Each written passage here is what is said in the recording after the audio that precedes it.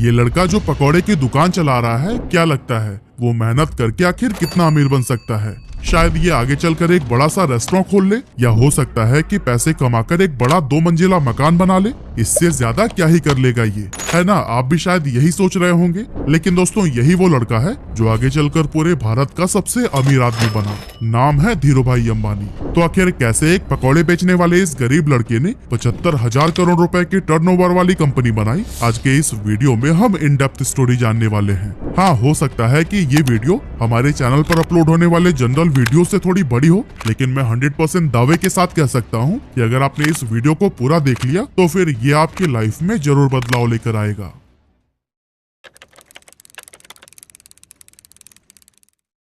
तो दोस्तों, इस कहानी की शुरुआत होती है 28 दिसंबर 1932 से, जब गुजरात के चोरवाड़ गांव के एक मिडिल क्लास फैमिली में धीरजलाल हीरालाल अंबानी का जन्म हुआ था। और यही साधारण सा दिखने वाला लड़का आगे चलकर धीरूभाई अंबानी के नाम से फेमस हुआ। इनके पिता हीराचंद गोवर्धन भाई अंबानी गांव के ही स्कूल में बच्चों को पढ़ाने का काम करते थे। और कुछ इसी तरह से जब धीरूभाई अंबानी 5 साल के हुए, तब उनका एडमिशन बहादुर खानजी स्कूल में करा दिया गया। हालांकि धीरूभाई अंबानी को पढ़ाई लिखाई से कोई खास लगाव नहीं था, फिर भी पिता के डर से न चाहते हुए भी उन्हें स्कूल जाना ही पड़ता था। अब क्योंकि हीराचंद जी के कुल 5 बच्चे थे और जैसे जैसे वो बड़े हो रहे थे, उन्हें स्कूल की सैलरी से घर चलाने में काफी प्रॉब्लम होने लगी थी। और दोस्तों, इसी गरीबी और तंगहाली से ही परेशान होकर एक दिन धीरूभाई अंबानी ने फैसला किया कि अब वो पढ़ाई छोड़कर कोई काम करेंगे। वैसे तो बेटे के इस फैसले से हीराचंद काफी नाराज हुए और उन्हें वापस स्कूल भेजने की कोशिश में लग गए, लेकिन धीरूभाई के जिद के सामने उन्होंने भी हार मान ली। अब दोस्तों, यहाँ धीरूभाई काम तो करना चाहते थे, लेकिन आखिर करें क्या, ये उन्हें समझ नहीं आ रहा था। और इस तरह से काम की तलाश में वो इधर उधर घूमते रहे। और फिर इसी टाइम पर वो अपने गांव के एक मंदिर पहुंच गए। उन्होंने देखा कि अक्सर सुनसान रहने वाले मंदिर परिसर में आज बहुत भीड़ लगी हुई थी। जब पता किया तो मालूम पड़ा कि यह भीड़ हर साल फरवरी के महीने में किसी प्राचीन मान्यता की वजह से लगती है। अब इतनी बड़ी संख्या में श्रद्धालुओं को देखकर धीरूभाई ने सोचा कि यहाँ खड़े खड़े इन लोगों को भूख तो लगती ही होगी, क्यों ना इस मौके का फायदा उठाकर यहाँ पकौड़े बेचे जाएं। और दोस्तों, अभी तक धीरूभाई को उनके पिता की तरफ से जो भी थोड़ी बहुत पॉकेट मनी मिलती थी, वो उसे एक गुल्लक में जमा कर देते थे। लेकिन अब उस गुल्लक को तोड़ने का समय आ चुका था। उन्होंने बिना किसी देरी के गुल्लक तोड़कर पैसे निकाला, उससे ठेला खरीदा और मंदिर के पास ही पकौड़े बेचने लगे। अब दोस्तों, इस धंधे से उन्हें शुरुआत में तो बहुत प्रॉफिट हुआ, लेकिन कुछ समय के बाद जब श्रद्धालुओं की संख्या कम होने लगी तो फिर उनकी आमदनी भी लगभग न के बराबर रह गई। ऐसे में उन्हें लगा कि अब यहाँ पर समय बर्बाद करने से कोई फायदा नहीं, इसीलिए उन्होंने अपना ठेला बेच दिया और सारे पैसों को बैंक में जमा करा दिया।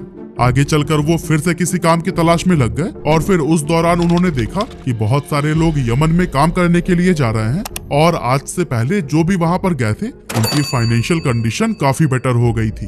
लेकिन इसके पीछे की वजह क्या थी, इसका जवाब ढूंढने पर धीरूभाई अंबानी को पता चला कि यमन में इंडिया से कई गुना ज्यादा पैसा बनता है।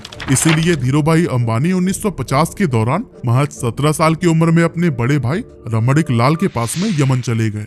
वहां पहुंचने के बाद से रमणिक लाल ने एबीसीएन कंपनी के पेट्रोल पंप पर धीरूभाई अंबानी को काम दिला दिया और यहाँ काम करते हुए उनकी सैलरी 300 रुपए हर महीने की थी। अब दोस्तों, इस पेट्रोल पंप पर काम करते टाइम धीरूभाई अंबानी लोगों को कई अलग अलग प्रमोशनल मेथड से इनकरेज करते थे कि वो ज्यादा से ज्यादा पैसों का पेट्रोल डलवाएं। अब दोस्तों, उनके ऐसा करने की वजह से पेट्रोल पंप का रेवेन्यू काफी ज्यादा बढ़ गया और उनके काम से खुश होकर उन्हें पेट्रोल पंप का मैनेजर बना दिया गया। अब क्योंकि प्रमोशन होने की वजह से पेट्रोल पंप पर काम करने के बाद भी धीरूभाई के पास काफी टाइम बच जाता था, तो ऐसे में उन्होंने सोचा कि इस खाली टाइम में क्यों ना एक जॉब कर ली जाए। और फिर ऐसा सोचकर वो एक जगह पर क्लर्क के तौर पर भी काम करने लगे। अब दोस्तों, हम इंडियन दुनिया के किसी भी कोने में क्यों ना चले जाएं, पर अपनी चाय की आदत को नहीं बदल सकते। और धीरूभाई को भी चाय पीना बहुत पसंद था। अब वैसे तो इसके लिए उनके पास 2 ऑप्शंस थे, या तो वो रोड साइड पर 10 पैसे की चाय पिए या फिर किसी 5 स्टार होटल में 1 रुपए की। लेकिन यहाँ पर धीरूभाई ने 1 रुपए वाली चाय को ही चुना, ताकि वो चाय की चुस्कियां लेते लेते आसपास के अमीर लोगों की बातों को सुनकर ये जान सकें कि आखिर वो ऐसा क्या करते हैं कि वो इतने अमीर हैं। ऐसे ही एक दिन जब वो चाय पी रहे थे, तभी उन्होंने अपनी बगल वाली टेबल पर बैठे 2 लोगों की बातें सुनी, जिसमें एक व्यक्ति दूसरे को बता रहा था कि क्या तुम्हें पता है, हमारे यमन में जो चांदी के रियाल के सिक्के चलते हैं ना, उनमें लगी चांदी की कीमत इस रियाल से भी ज्यादा है। यानी कि 100 रुपए के सिक्कों में 110 रुपए की चांदी है। अगर कोई इसे पिघलाकर निकाल ले तो फिर उसके पास पैसे ही पैसे होंगे। अब वैसे तो ये अमीर लोग इस बात को बस मजाक मजाक में कर रहे थे, लेकिन धीरू भाई ने इसे सीरियसली ले लिया। उन्होंने एक मशीन खरीदी और फिर लाखों की संख्या में सिक्कों को पिघलाना शुरू कर दिया। जैसे जैसे धीरू भाई का यह काम आगे बढ़ा, मार्केट में सिक्कों की कमी होने लगी और गवर्नमेंट भी इस बात से परेशान थी कि आखिर ये सिक्के जा कहाँ रहे हैं। और दोस्तों, जब गवर्नमेंट ने इस बात की जांच के लिए इन्वेस्टिगेशन टीम बनाई, तब धीरू भाई अंबानी का नाम सामने आया। हालांकि जब तक पुलिस उनके ठिकाने पर पहुंचती, धीरू भाई सारे पैसे इकट्ठा करके वहां से इंडिया निकल चुके थे। ये साल था 1958 का, जब धीरू भाई वापस अपने घर पहुंचे और जब उनके पिता ने यह सुना कि वो नौकरी छोड़कर आए हैं, तो वो काफी ज्यादा नाराज हुए। रिश्तेदारों ने भी काफी क्रिटिसाइज किया, लेकिन फिर भी उन्होंने किसी की भी बातों पर ध्यान नहीं दिया। दोस्तों, यमन से वापस आकर कुछ समय गांव में बिताने के बाद उन्होंने कोकिला बहन से शादी कर ली और फिर उसके बाद अपना बिजनेस स्टार्ट करने के लिए मुंबई चले गए। 1958 में ही उन्होंने 50,000 रुपए की पूंजी के साथ रिलायंस कॉमर्शियल कॉर्पोरेशन नाम से ऑफिस खोला और मसालों का व्यापार करने लगे। कुछ समय के बाद उन्हें पता चला कि मसालों की बजाय अगर सूत का व्यापार किया जाए तो उससे ज्यादा फायदा होगा, लेकिन प्रॉब्लम ये थी कि उनके पास इस व्यापार के लिए पर्याप्त पैसे नहीं थे। इसीलिए उन्होंने अपनी कजन चंपकलाल दमानी के साथ मिलकर व्यापार करने का सोचा, जो पहले उन्हीं के साथ यमन में रहा करते थे। लेकिन जब उन्होंने इस इंडस्ट्री में एंटर करने की ट्राई की, तब उन्हें पता चला कि यहाँ पर व्यापारियों ने एक यूनियन बना रखा है और वो सभी मिलकर किसी भी नए व्यापारी को इस इंडस्ट्री में एंटर नहीं होने देते हैं। और अगर किसी को एंटर करना भी है तो उससे पहले यूनियन के लीडर से परमिशन लेनी पड़ती है। इस तरह से एक नए फील्ड में उतरना धीरू भाई अंबानी के लिए काफी चैलेंजिंग हो गया था। हालांकि काफी मेहनत मशक्कत के बाद उन्हें ये परमिशन तो मिल गई, लेकिन इसके बाद उन्हें पता चला कि वो जिन फैक्ट्री से सूत खरीद रहे थे, उन्होंने भी एक यूनियन बना रखा है और जिन्हें फाइनल प्रोडक्ट बेचा जाता था, उनका भी एक अलग यूनियन है। इस तरह से ये सभी मिलकर इन बीच के ही व्यापारियों को लूट रहे थे, क्योंकि एक तो फैक्ट्री वाले सूत महंगे में सेल कर रहे थे और दूसरी तरफ खरीदार उसे सस्ते में ले रहे थे। बीच में नुकसान हो रहा था धीरू भाई और उनके जैसे कई सारे व्यापारियों का। ये सब देखने के बाद धीरू भाई ने एक बहुत बड़ा स्टेप लिया और अपने यूनियन के सभी मेंबर्स को इकट्ठा करके यह डिसाइड किया कि हम सब फैक्ट्री से सस्ते में माल उठाएंगे और महंगे में बेचेंगे, ताकि हमें भी अपने हक का पूरा प्रॉफिट मिल सके। हालांकि ऐसा करने पर मुंबई के कई बड़े व्यापारी नाराज हो गए और इसीलिए उन्होंने एक IAS ऑफिसर को पैसे खिलाकर उस जगह पर ताला लगवा दिया जहां पर खरीदारी के लिए बोली लगाई जाती थी। लेकिन दोस्तों, धीरू भाई अंबानी का दिमाग भी किसी से कम थोड़ी था। उन्होंने जब गोदाम में ताला लगा देखा तो अपना विरोध जताने के लिए यूनियन के मेंबर्स के साथ मिलकर अपना सारा माल उसी IAS ऑफिसर के घर के सामने रखवा दिया। अब कुछ ही घंटों में उस IAS ऑफिसर के घर पर बड़े ऑफिशियल्स आने वाले थे और अगर वो घर के सामने बिखरी हुई बोरियों को देख लेते तो फिर उन्हें IAS के हरकतों का पता लग जाता। इसी वजह से अपनी नौकरी को बचाने के लिए कुछ ही मिनटों के अंदर उस IAS ऑफिसर ने ताला खुलवा दिया और धीरू भाई समेत उन सभी व्यापारियों का कारोबार फिर से चल पड़ा। अब दोस्तों, इसके कुछ साल के बाद तक तो सब कुछ सही चल रहा था, लेकिन फिर चंपकलाल दमानी और धीरू भाई अंबानी के बीच में डिस्प्यूट होने लगी। असल में दोनों का बिजनेस माइंडसेट बहुत ज्यादा अलग अलग था, इसीलिए 1965 में चंपकलाल दमानी ने पार्टनरशिप खत्म करने की सोची और फिर दोनों अलग हो गए। 1966 में धीरू भाई अंबानी ने गुजरात के नरोदा में टेक्सटाइल मिल शुरू की और फिर यहाँ से उन्होंने कभी भी पीछे मुड़कर नहीं देखा। उसी दौरान सरकार रिप्लेनिशमेंट लाइसेंस लेकर आई, जिसके तहत व्यापारी बाहर के देशों से सस्ते फैब्रिक मंगा सकते थे, लेकिन शर्त ये थी कि उससे कुछ नया बनाकर वापस से दूसरे देश में एक्सपोर्ट करना होगा। यहाँ पर धीरू भाई अंबानी ने चालाकी दिखाते हुए अपनी सारी सेविंग से विदेशी फैब्रिक खरीद लिया और फिर उससे तरह तरह के आउटफिट्स जैसे कि टी-शर्ट, शॉल और शॉर्ट्स बनाने लगी। इस नए कारोबार के लिए ब्रांड नेम रखा गया था विमल, जो कि उनके बड़े भाई रमणीकलाल अंबानी के बेटे विमल अंबानी के नाम पर रखा गया था। अब मशीनें लग चुकी थी, कपड़ों का प्रोडक्शन भी भारी मात्रा में कर लिया गया था, लेकिन उन्हें बाजार में उतरने से रोकने के लिए दूसरे टेक्सटाइल मालिकों ने एक चाल चली। एक्चुअली उन्होंने अपने सभी रिटेलर से यह कह दिया था कि अगर धीरू भाई अंबानी से आपने माल खरीदा तो फिर वो उन्हें आगे से माल नहीं देंगे। लेकिन दोस्तों, दूसरे टेक्सटाइल मालिकों की ये साजिश भी धीरू भाई अंबानी को रोक नहीं सकी। धीरू भाई पूरे देश में घूमे और रिटेलर्स को ये भरोसा दिलाया कि वो माल उन्हीं से ही खरीदे। उन्होंने सभी रिटेलर्स से ये वादा किया कि अगर नुकसान होगा तो उनके पास आना और अगर मुनाफा हुआ तो अपने पास रख लेना। धीरू भाई की ये बात थोक व्यापारियों को भी भा गई और उन्होंने उनसे जमकर कपड़े की खरीदारी की। अब चूंकि पॉलिस्टर की क्वालिटी मार्केट में मौजूद बाकी ब्रांड्स के मुकाबले बहुत ही बढ़िया थी, इसीलिए विमल के कपड़ों की डिमांड बहुत तेजी से बढ़ने लगी।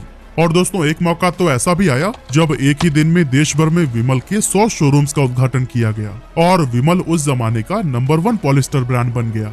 इसके अलावा वर्ल्ड बैंक की टीम ने जब धीरू भाई के नरोदा स्थित कपड़ा मिल का इंस्पेक्शन किया तो फिर उन्होंने इसे इंडिया का बेस्ट टेक्सटाइल मिल कहा। साथ ही यहाँ पर बने हुए कपड़े डेवलप्ड कंट्री के स्टैंडर्ड्स पर भी एक्सीलेंट साबित हुए।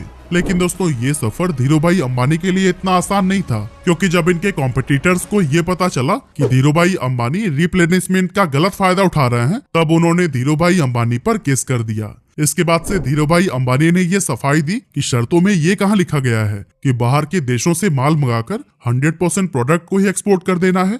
असल में धीरू भाई अंबानी विदेशी फैब्रिक से बनाए गए कपड़ों में से कुछ हिस्सा फॉरेन मार्केट के लिए रवाना कर देते थे और फिर बाकी का डोमेस्टिक के लिए रख लेते थे। और दोस्तों उनकी इस स्ट्रैटेजी से उनके बिजनेस को काफी प्रॉफिट भी हुआ। साथ ही विमल देश सहित विदेशों में भी अपनी अच्छी पहचान बनाने में कामयाब हो गया।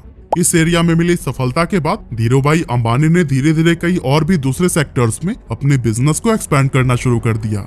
8 मई 1973 को कंपनी का नाम रिलायंस कॉमर्शियल कॉर्पोरेशन से बदलकर रिलायंस टेक्सटाइल इंडस्ट्रीज लिमिटेड कर दिया गया और 1976-77 के बीच इसका एनुअल टर्नओवर 70 करोड़ रुपए हो गया था।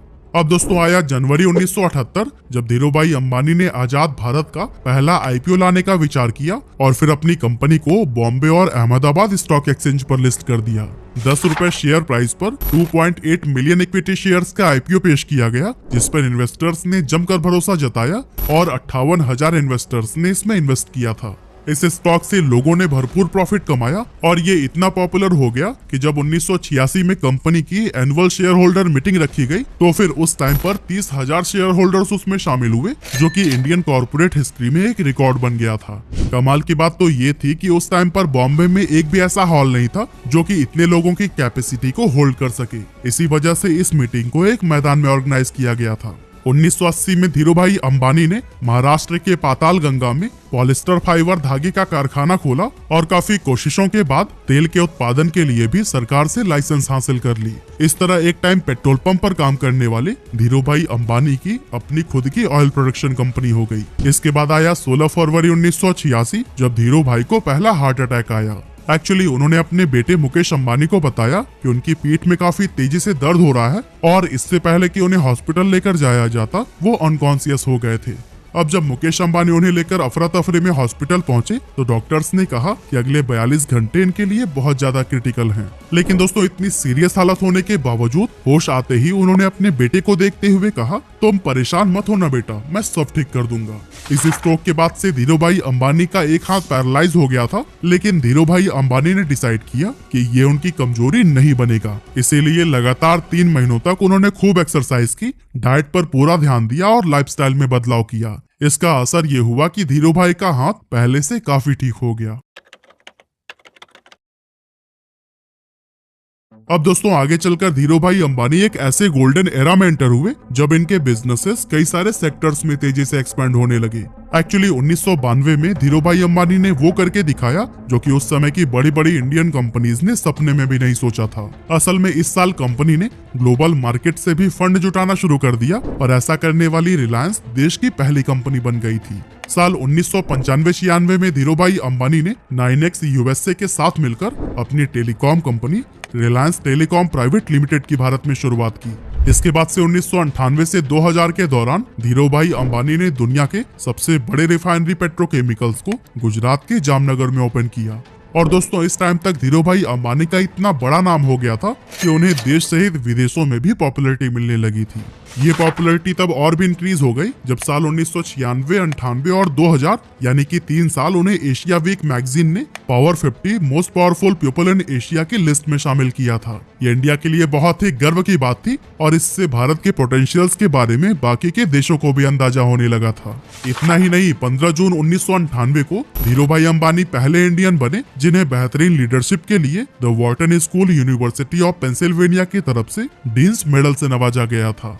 इसके अलावा 1999 में धीरू भाई अंबानी को बिजनेसमैन ऑफ द ईयर के अवार्ड से भी सम्मानित किया गया और 2001 में द इकोनॉमिक टाइम्स ने इन्हें लाइफ टाइम अचीवमेंट का अवार्ड दिया। और दोस्तों कहते हैं कि ये सब अवार्ड और सम्मान भले ही सिर्फ धीरूभाई अंबानी को मिले, लेकिन उनकी इस सफलता के पीछे उनकी वाइफ कोकिलाबेन का भी पूरा हाथ था।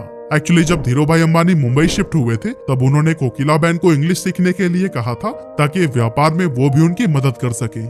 इसके अलावा धीरूभाई अंबानी जब भी कोई नया काम शुरू करने जाते थे तो फिर उस पर कोकिलाबेन का विचार जरूर मांगते थे। और दोस्तों इसी तरह के सपोर्ट और मेहनत का ही नतीजा है कि मसाले और पॉलिस्टर बेचने से शुरुआत करने वाले धीरूभाई अंबानी साल 2000 तक देश के सबसे अमीर लोगों में शुमार हो चुके थे। उन्होंने 350 स्क्वायर फीट के कमरे से अपने बिजनेस की शुरुआत की थी और फिर देखते ही देखते रिलायंस देश की टॉप कंपनीज में गिनी जाने लगी। कहा जाता है कि अपने सपने को पूरा करने के लिए अंबानी बेहद डिसिप्लिन्ड लाइफ जीते थे। उन्होंने अपने काम करने के घंटे भी तय कर रखे थे और कभी भी 10 घंटे से ज्यादा काम नहीं करते थे। लेकिन पहले हार्ट अटैक के बाद से उनकी तबीयत लगातार खराब रहने लगी थी, जिसके चलते उन्हें हर थोड़े दिनों में ही हॉस्पिटल्स का चक्कर लगाना पड़ता था। लेकिन दोस्तों फिर आया 24 जून 2002 का वो दिन जब धीरूभाई अंबानी को फिर से एक डेडली स्ट्रोक आया और उन्हें मुंबई के ब्रीच कैंडी हॉस्पिटल में एडमिट कराया गया। यहाँ पर डॉक्टर्स ने बहुत कोशिश की, लेकिन लगातार ट्रीटमेंट के बाद भी उनकी हालत में कोई सुधार देखने को नहीं मिला और इसी वजह से आखिरकार 6 जुलाई 2002 को 69 साल की उम्र में उन्होंने दुनिया को अलविदा कह दिया और अरबों का साम्राज्य अपने बेटों के लिए छोड़ गए।